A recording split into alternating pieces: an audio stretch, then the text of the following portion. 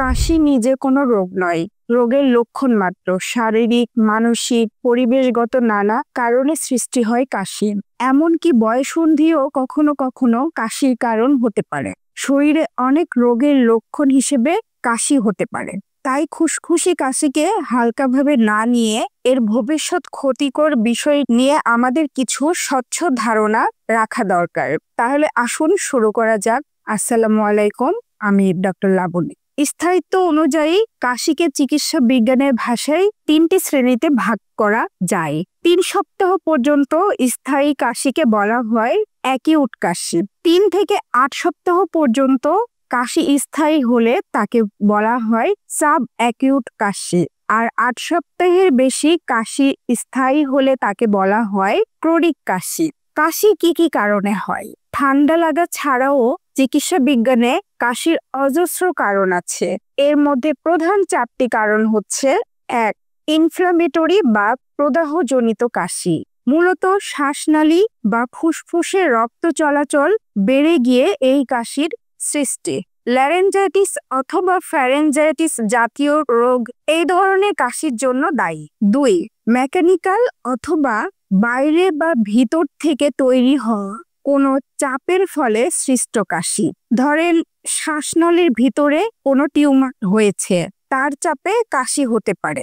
হৃদরোগের জন্য কাশিও একই পর্যায়ে। 3. কেমিক্যাল অর্থাৎ সিগারেট, বিড়ি বা কোনো তামাক জাতীয় বস্তু গ্রহণ করার জন্য কাশি।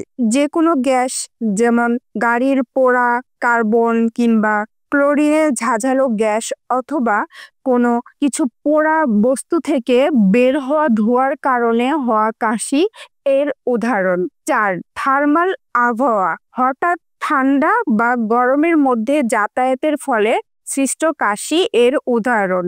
ঋতু পরিবর্তনের সময় এখন যে কাশি চারিদিকে মানুষের হচ্ছে তা এই ধরনের কাশির মধ্যে পড়ে। চরিত্রগতভাবে অবশ্য কাশি 2 ধরনের: 1. ড্রাই বা শুকনা কাশি, 2. প্রোডাক্টিভ বা কফ উৎপাদক কাশি। শুকনো কাশি হয় টিবির প্রথম অবস্থায়। এছাড়া ল্যারেঞ্জাইটিস, ফ্যারিঞ্জাইটিস বা ট্রাকিয়াটাইটিস হলে এই ধরনের কাশি হয়। আলজিবা বড় হলেও এই কাশি হয়।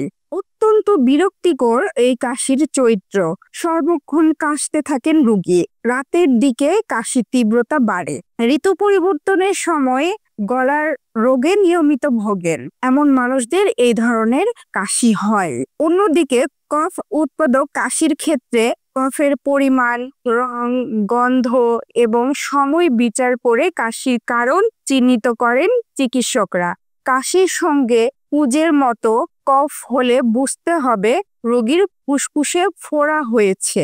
যদি কফের রং হলদেটে হয় তাহলে বুঝতে হবে সংক্রমণজনিত কাশি। কালচে বা ধূসর রঙের হলে বুঝতে হবে নিঃশ্বাস প্রশ্বাসের সঙ্গে বাতাসের ধুলো ময়লা ঢুকে সংক্রমণ হয়ে কাশি হচ্ছে। লালচে কালো রঙের কফ হলে বুঝতে হবে নিউমোনিয়ার জন্য কাশি হচ্ছে। কফের রং যদি গোলাপি হয় তাহলে কাশির কারণ ফুসফুসে পানি জমা। শরীরের অবস্থানগত কারণে কাশির হ্রাস বৃদ্ধি হলে, যেমন ডান দিকে পাশ ফিরে শুয়ে যদি বেশি কাশি হয় তাহলে বুঝতে হবে ফুসফুসের সমস্যা অথবা ব্রঙ্কাইটিস থেকে কাশি হচ্ছে। সংক্ষিপ্তভাবে কাশি সম্পর্কে আলোচনা করলাম। এ ব্যাপারে আপনারা যদি বিস্তারিত জানতে চান তাহলে কমেন্ট বক্সে কমেন্ট করবেন। ভালো থাকবেন, সুস্থ থাকবেন। ধন্যবাদ।